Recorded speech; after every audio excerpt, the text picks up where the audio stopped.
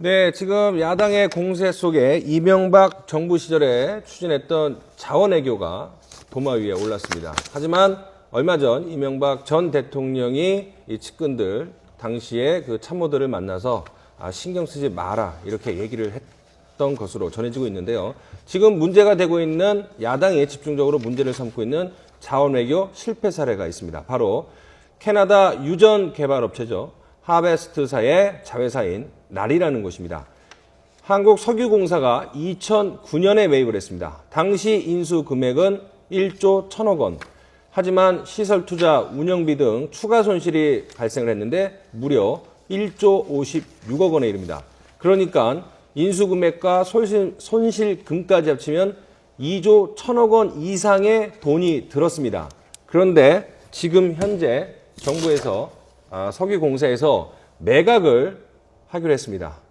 매각 비용은 200억 원 정도인 것으로 알려지고 있습니다. 석유공사 측에서는 공식적으로 아직 확인은 해주지 않고 답변은 손실률이 상당히 크다. 하지만은 언론 보도에 따르면 200억 원 정도만 건질 수 있을 것으로 지금 새정치민주연합은 추정을 하고 있습니다. 들인 비용의 99%가 허공위로 날아갔습니다. 그러니까 우리가 돈이 아닌 거예요. 그렇죠. 조 이렇게 얘기하니까 이 조에 대한 감각이 없는데 지금 아까 우리 성금 1,300억 원으로도 굉장히 크게 쓰일 수 있다고 하잖아요. 이 1,000억이 10개가 있어야 1조거든요. 근데 그거를 1,000억을 20개를 들여가지고 캐나다에 있는 회사를 사들여서 지금 200억에 팔게 됐으니 이 국가 예산이라는 것이 이런 식으로 쓰이면은 사실 나라가 망합니다. 지금 복지 가지고 돈이 없어가지고 초등학생 무상급식을 끝내 만에 무상보육을 다시 공약을 바꿔서 안 하니 많이 이런 얘기를 하고 있는데 그러면서 증세 얘기하죠. 근데 사실은 이 증세가 국민적인 조세 저항 안 받으려면요. 첫 번째가 내가 내는 세금이 제대로 최적의 곳에 적절하게 예산으로 쓰여진다는 신뢰가 있어야지 이 증세를 국민들이 받아들일 수가 있거든요. 근데 이런 식으로 MB 정부 때 특히 이런 것들이 심했는데 4대 강에만 해도 22조가 들어갔어요. 근데 저는 살면서 22조 들어간 4대 강이 내 삶에 어떤 영향을 미치는지 아무것도 느끼지 못하고 있거든요. 녹조라 때 이런 얘기만 돌고 있지. 거기에 22조 들어갔어요. 이 자원 외교에 2조 들어가서 지금 200억 회수하게 됐다는 꼴이거든요. 돈을 이런 식으로 쓰고 있으면서 복지 하나 하는 것에 대해서 애들 밥 무상급식 하나 먹이는 거에서 돈이 없으니 선별적 복지를 하니 같은 반 안에서도 가난한 애들만 무상급식을 하니 이딴 소리를 하고 있으니까 국민들이 화가 나죠. 그리고 이거는 자꾸 MB 정부 때 이 예산 사용 문제 있잖아요. 소위 사자방이라고 얘기하는 거.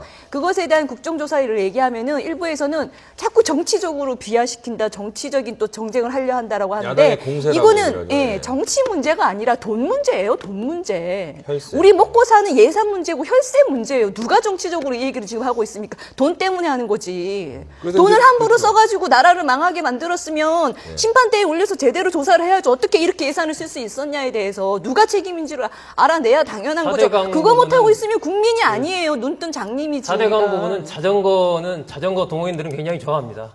4대강 부분. 그런데 이 자원외교는 지금 강 변호사도 말씀하셨지만 어떻게 보면은 4대강과 비교가 안 될 정도로 이 자원외교를 통해서 빠져나간 우리 국부가 아마 지금 50조까지 얘기가 나오고 있는데 조사가 앞으로 진행될지 모르겠습니다만은 진짜 굉장한 금액이 빠져나왔을 것 같고요. 지금 크게 봐서 두 축입니다. 이것은 하나는 지금 나오는 건 이제 광물자원공사를 중심으로 한 이 정부 기관에서 투자해서 손해본 것이 나오거든요. 많이 보도가 되는 게. 근데 이런 것은 그나마 이렇게 어느 정도 파악이 돼요. 하지만 지금 파악이 안 되는 부분이 어떤 부분이냐면 많은 민간 기업들이 투자를 했습니다. 그게 민간 기업들이 스스로 정말 투자하고 싶어서 투자했는가? 이게 그렇지 않은 부분이 많이 있거든요. 그 당시에 보면 20개, 30개 기업들이 다 같이 그냥 그 해외 정권 실세들과 같이 움직이면서 어떻게 보면은 기업 입장에서는 일정하게 줄을 댄다는 측면이 있고 또 권력 입장에서는 이 기업들을 활용해서 투자를 하게 해가지고 예를 들면 500억을 투자했다. 그러면 거기에 리베이트가 있습니다. 반드시. 그 리베이트가 어디로 가겠습니다. 리베이트가. 그 리베이트의 행방을 추적을 하게 된다면 이 자원외교에 지금까지 안 알려진 엄청난 어떤 부정 비리들이 드러날 가능성이 굉장히 크다라고 저는 그렇게 보고 있고 이게 처음 시작부터요. 이 권력을 바라보는 이명박 정권의 생각이 이 권력은 내가 쟁취한 거다, 내 거다 이런 생각이 강했기 때문에 처음에 대부분 그런 생각 하지 않나요, 근데? 예. 처음에 그 한승수 총리가 자원외교 갈 때 혹시 기억나세요? 이 중앙아시아 탄자 붙은데 뭐 투르키스탄, 뭐 키르기스탄 쭉 갔을 때 삼성, LG, 현대 이런 대기업들이 갔는데 하나 잘 안 알려진 회사가 갔습니다. 캐너텍이라는 포항에 있는 열병합 관련된 회사인데 그때부터 이미 이 어떤 자원외교라는 것을 빌미로 한 이 권력과 이 유착이 시작이 된 거죠. 근데 당시 관련자들은 또 그런 얘기를 하더라고요. 자원 외교도 있고 자원이라는 거, 개발이라는 거는 좀 더 오래 좀 봐야 되지 않냐. 너무 단기간 성과물 갖고서는 이미 매각됐잖아요.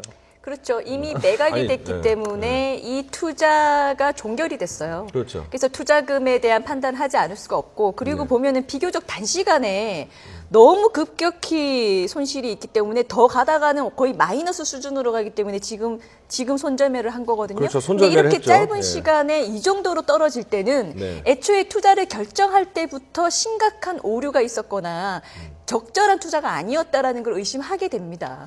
그렇죠. 그냥 한 이게- 10년, 네, 20년 가면서 또는 전혀 예상할 수 없었던 어떤 국제사회의 급격한 변화, 어떤 발생한 사정 이런 것들이 개입되지 않은 상태에서 짧은 시간에 이렇게 된다는 거는 맞아요. 최초의 투자를 계획할 때부터 뭔가 잘못이 그 있었다는 남미 걸 광산 생각하게 같은 되죠. 경우에도 2조 원 정도 투자를 했는데 그것도 뭐 다 날리게 생겼다고 그러네요. 그렇죠. 지금 이게 한둘이 아닌 것 같아요. 지금 우즈베키스탄의 또 뭐 유전에 관한 뭐 얘기도 나오는 것 같고, 아까 말씀하신 대로 남미의 어떤 뭐 광물에 대해서도 네. 투자를 했는데 지금 뭐 이익을 회수 못하는 이런 상황인데 네. 그 당시에 어떤 뭐 공사들의 임원진의 뭐 얘기를 뭐 빌어보면 네. 정확한 어떤 뭐 과학적 수치적인 뭐 예측이 아니고 이거 뭐 투자하면 감이 좋아서 해도 된다. 이런 언급들이 지금 그 알려지고 있어요. 근데 이것이 만약 자기 돈이라고 한다면 이러한 그 몇 조에 해당되는 것을 이렇게 철저한 영향평가 없이 과연 했겠느냐. 다른 어떤 뭐 정치적인 영향 때문에 한 것은 아니냐라고 해서 지금 그 최근에 시민단체 등이 이른바 어떤 뭐 5인방이라고 얘기하나요? 어떤 네. 그 이명박 정부 네. 시절에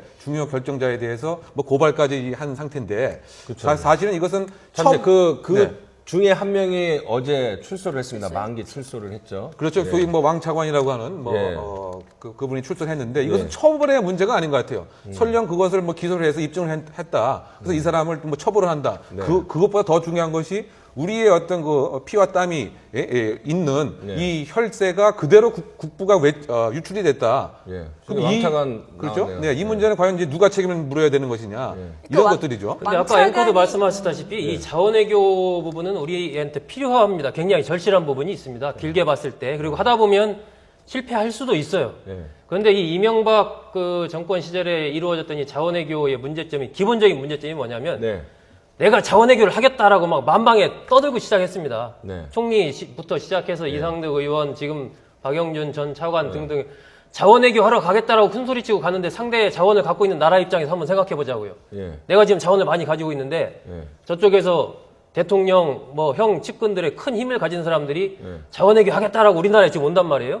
그러면 당연히 어떻게 생각하겠습니까? 이거 한마디로 어떻게 생각하면은 이제 큰 물주가 오는 겁니다. 지금 봉이 오는 겁니다. 봉이. 그러면 이걸 어떻게든 엮어가지고 그걸 돈을 빼먹으려고 할 거 아니겠습니까? 자원외교를 접근하는 방식, 그러니까 정권의 어떤 치정용이나 정권 실세들의 어떤 생색내기 이런 것들이 앞서다 보니까 이 공기업이나 이런 쪽에서는 그걸 뒷받침하는 실적을 쌓으려다 보니까 이게 냉정하게 평가하면 투자해서는 안 되는 건데 거기에 투자를 하는 쪽으로 끌려가는 겁니다. 지금 그러다 보니까 아까 말씀하신 대로 하베스트 경우도 그렇고 CNK 같은 경우는 그 얼마나 외교부에서 그 관련된 보도자료를 자원 다이아몬드 발견했다는 걸 낸다는 게 말이 됩니까? 지금 또 어떻게 되지? 실제로 발견되지도 우리 않고. 지금 놓친 또 다른 문제는 뭐냐면 지금 우리는 MB 정권 때는 그 캐나다 자원 외교를 비판하듯이 아마 다음 정권도 현재 정권을 비판할 수가 있어요. 지금 200억으로 발린다는 거 뭐예요? 제 보기에는 이거는 원래 빨리 이제 바라보자는 생각으로 너무 싸게 받는 거고 이건 조금 더 중실히 생각해야 되는 거고요. 둘째 얘기는 뭐냐면 자원 외교를 할 때는 지금 가서 직접 그 회사들을 인수하는 것보다는 그 자원적인 일을 하는 회사들을 자기네다가 의존하게 만들어야 돼요. 지금 아랍에 있는 수많은 석유 회사가 소방 나라들에 있는 기업들한테 의존하고 있으니까 그 서방에 있는 국가들이 그러한 자본 문제를 풀고 있어요. 우리도 자본 외교에서는 국가가 직접 나서서 거기 있는 회사들을 인수한 것보다는 자기 나라에 있는 대기업들을 그 나라에다가 그 나라에 있는 자본 기업들이랑 연결을 시키고 의존을 만들어야 돼요. 그래야지 자본적인 그 의존성을 좀 줄일 수가 있어요.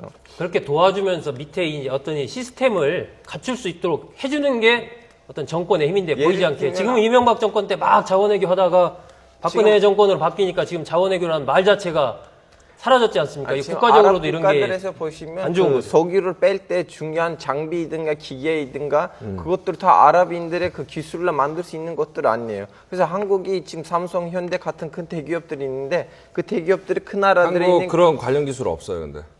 지금 삼성이 아직도 바다에서 석유를 뺄 수 있는 기계들 만들고 있어요. 그 야당에서 이제 국정조사를 주장을 하고 있는데 지금 상황에서는 뭐 국정조사가 됐던 뭐가 됐던 이 누가 돈을 어떤 식으로 결정해서 쓸데없이 돈을 썼는지 지금 뭐 이사회 회의록 같은 거 보니까 엉망이더라고요. 뭐 감이 좋다 뭐 이런 감으로 팩트보다는 감으로 이렇게 결정을 하고 하는 거 보니까 지금 드러난 것만 봐도 진짜 엉망. 정말 좋게 얘기해서 엉망이었네요. 그러니까 아까 평론가님께서 이명박 대통령께서 대통령이 딱 되고 나시니까 이 국가가 다 자기 거다라고 생각하고 막 했다라는 말씀하셨는데 제 생각에는 자기 거라고 생각했으면요 이렇게까지 망가지지도 않아요. 자기 건데 그냥 한 5년 정도 어디 돈 많은 회사에 CEO로 한 5년 정도 임기 보장받아서 들어와가지고 마음대로 자기 거 아니기 때문에 쓰고 5년 있다 내려간 거예요. 그리고 지금 보세요. 이런 일들이 계속 터지면서 이제 국민적 분노가 일어나고 있는데도 측근들 만나서 당당하게 조사받으면 된다. 최소한 우리가 아는 범위 내에서 권력 비리 차원에서 뭐 돈 받고 그런 건 없었다. 이렇게 무책임한 말을 하시는데 사실 무능력한 것도 죄예요. 대통령으로서 한 국가의 경영자로서 배임 되잖아, 배임? 그렇죠. 그러니까 철저히 조사하지 않고 너무나 쉽게 혈세를 함부로 낭비한 결과를 초래한 것도 죄라는 거죠.